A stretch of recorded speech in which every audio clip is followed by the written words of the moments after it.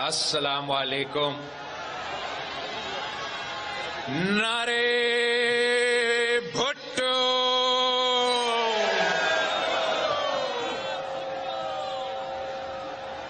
18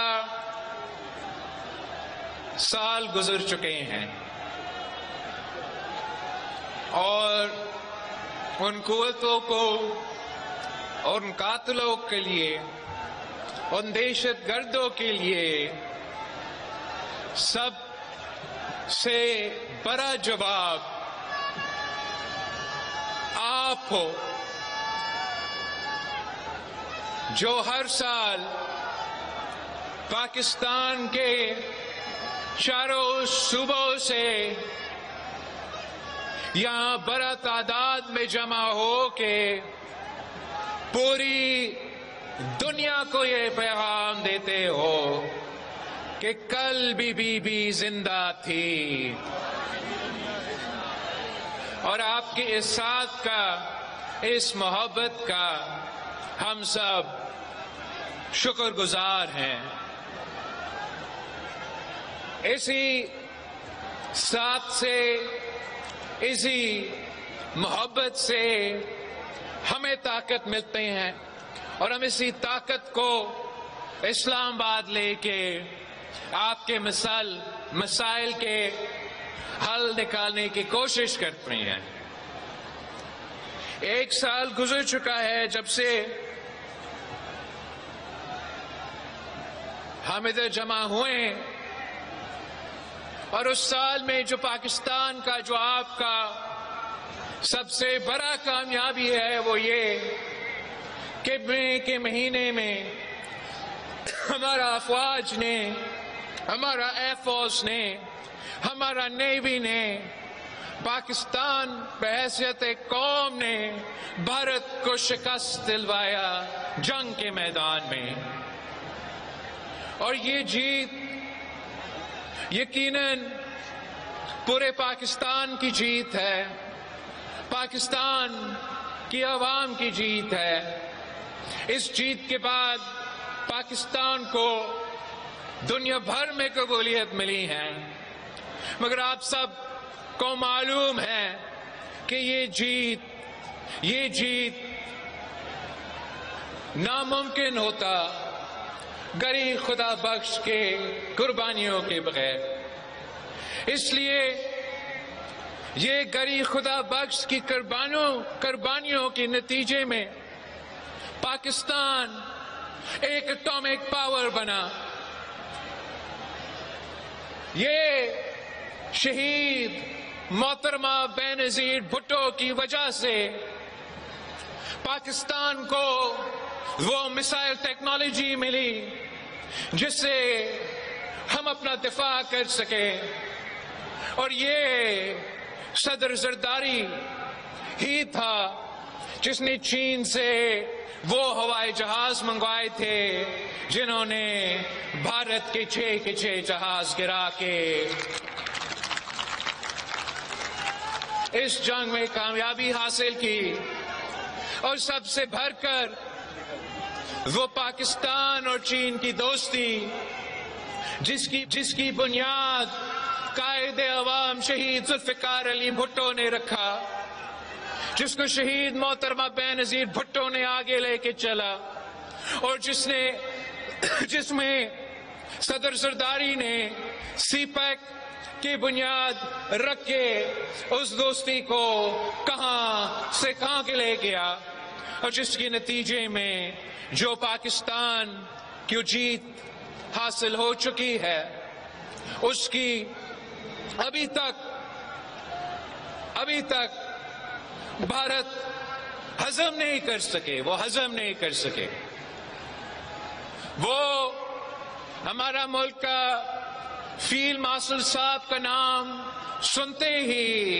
بھارت کا مودی چھپ ہی جاتا ہے، غائب ہو جاتا ہے. دنیا کے بڑے بڑے فورمز پہ، چاہے وہ اقوام متحدہ ہو یا ان کے اپنے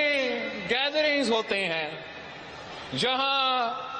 وزیر اعظم بھارت کا جا کے بڑے بڑے تقریریں کرتا تھا، پاکستان کے بارے میں پتہ نہیں کیا کیا کہتا تھا، اس میں کہ چند دنوں کے رات کے بعد وہ بھارت کا وزیر اعظم غائب ہو چکا، اور وہ ہمارے افواج اور ہمارا ایئر فورس اور ہمارا نیوی کے ساتھ ساتھ پاکستان کے عوام کی بہت بڑا کامیابی ہے۔ میں آپ سب کو سب سے پہلے اس بات پہ مبارکباد دینا چاہ رہا تھا۔